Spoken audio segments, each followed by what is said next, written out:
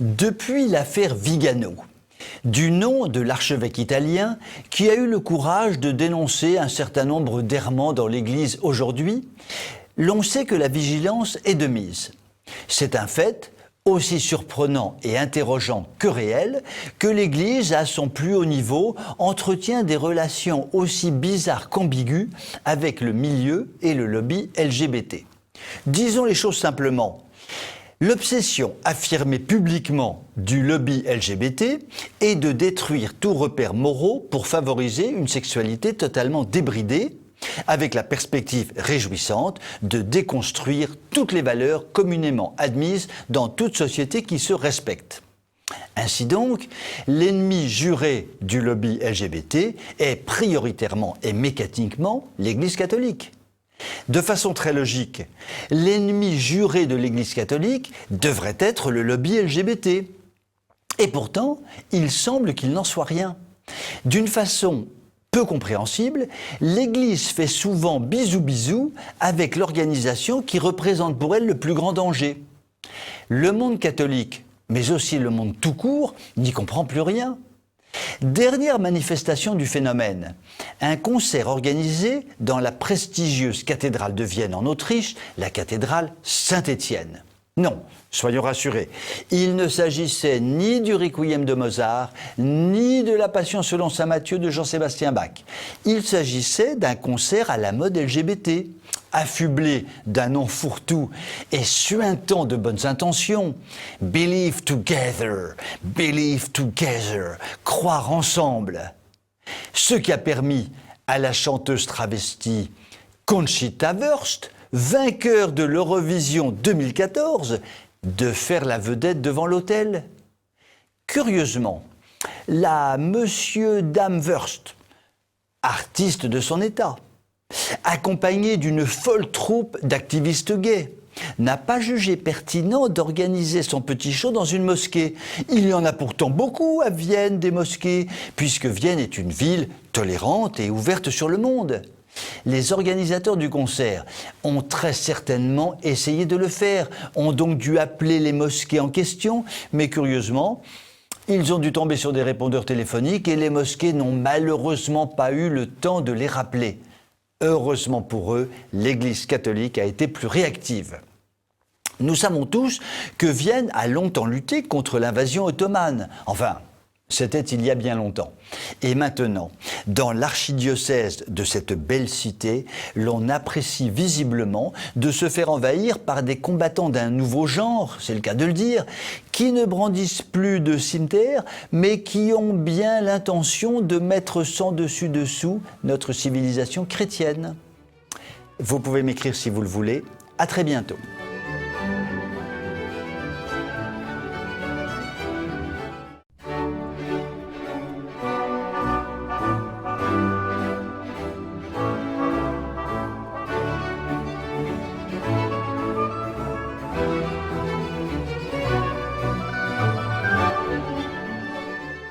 Notre pays, exceptionnel comme chacun sait, affiche une particularité unique au monde.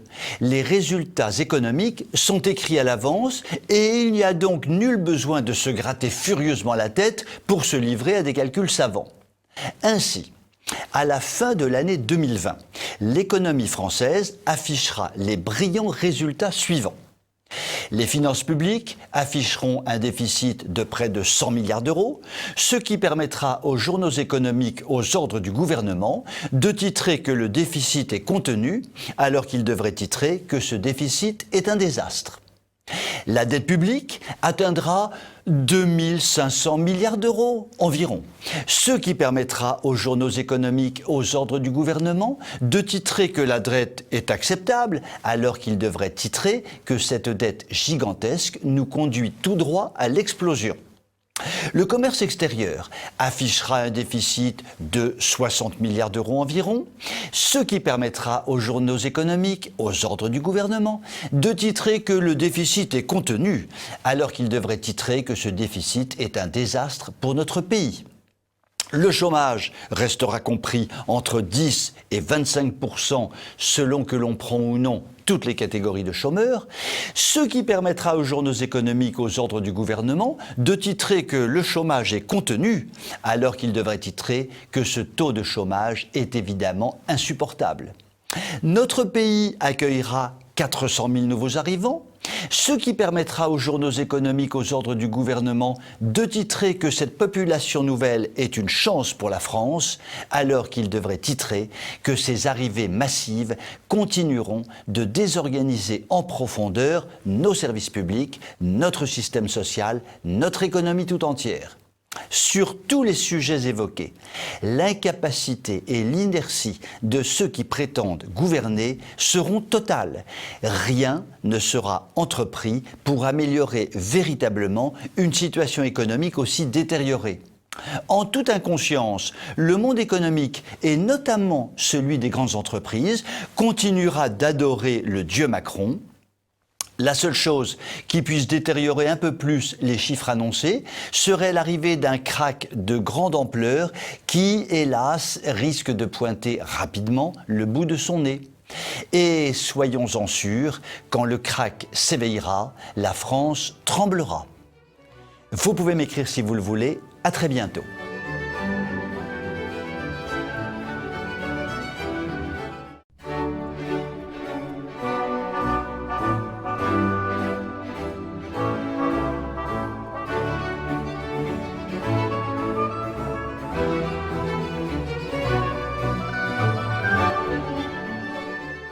Il faut bien le dire, nous l'attendions depuis un moment.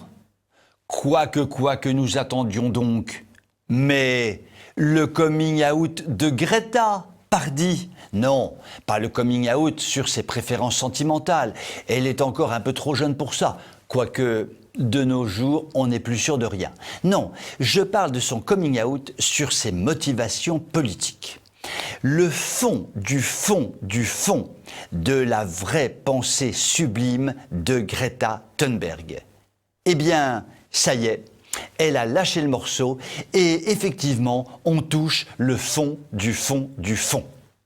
Début décembre, à la fameuse fumeuse COP, la conférence des Nations Unies pour le climat, la 25e du nom, qui s'est tenue cette fois-ci à Madrid, notre égérie suédoise a en effet expliqué au monde quelle était sa vision climatique et philosophique.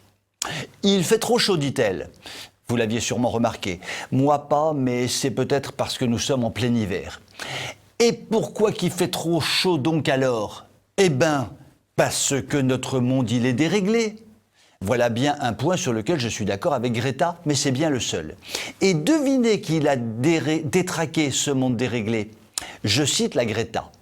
Le monde est détraqué par les systèmes d'oppression coloniaux, racistes et patriarcaux. CQFD. La triade infernale, la source de tous nos maux et de notre désespoir universel. Bon sang, mais c'est bien sûr, que n'y avons-nous pensé plus tôt ? Le trou de la couche d'ozone a été creusé par un mâle blanc hétérosexuel de 50 ans avec sa pelle-bêche. La disparition des pingouins au Sahel, c'est de la faute des colonisateurs français au XIXe siècle, aussi mâles, blancs et hétérosexuels, encore eux. Je soupçonne aussi la pollution du fleuve Jaune en Chine d'être aussi de la responsabilité d'un système colonial et raciste. Ah non, pardon, la Chine communiste ne participe pas au grand jeu du cluedo climatique inventé par Greta. Aucun risque pour la Chine d'être démasquée comme coupable. Ainsi donc, en vrai de vrai, Greta ne se bat donc pas pour le climat. Greta se bat pour résoudre, je la cite, c'est beau comme du Léo Ferré hurlant ses inepties gauchistes, la crise des droits humains, de la justice et de la volonté politique. Oui, elle a raison, la Greta. On s'en doutait un peu, mais ça va tellement mieux en le disant. La bonne nouvelle, c'est que notre adolescente attardée a jeté le masque et donc que nous allons pouvoir continuer à dire tout le mal que nous pensons d'elle et de son discours bien pensant. Il commence d'ailleurs à se dire et à s'écrire que la Greta bénéficie de soutiens financiers considérables et que les églises protestantes de Suède la considèrent désormais comme une sainte pour laquelle il faut prier. Greta, une vraie sainte Jeanne d'Arc, mais dont la fin sera sûrement moins calorifugeuse que celle de notre merveilleuse Jeanne. Tant pis pour le réchauffement climatique. Vous pouvez m'écrire si vous le voulez. À très bientôt.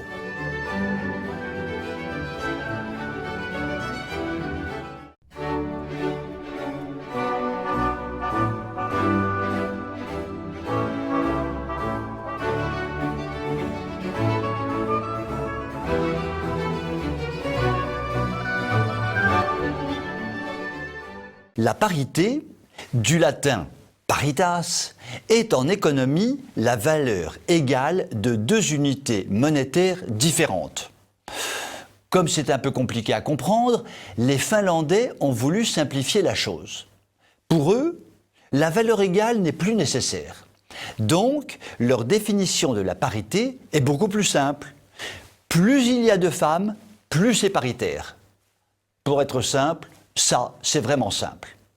Le nouveau gouvernement finlandais a immédiatement appliqué cette règle très simple et il est manifestement très fier de lui, car il est composé de 12 femmes et de 7 hommes. Vu de notre côté, je pense que les Finlandaises n'ont pas beaucoup réfléchi, car nous pouvons déduire de ce gouvernement que 7 hommes valent 12 femmes. Avouons-le, les gens de TV Liberté ne sont pas les derniers des crétins.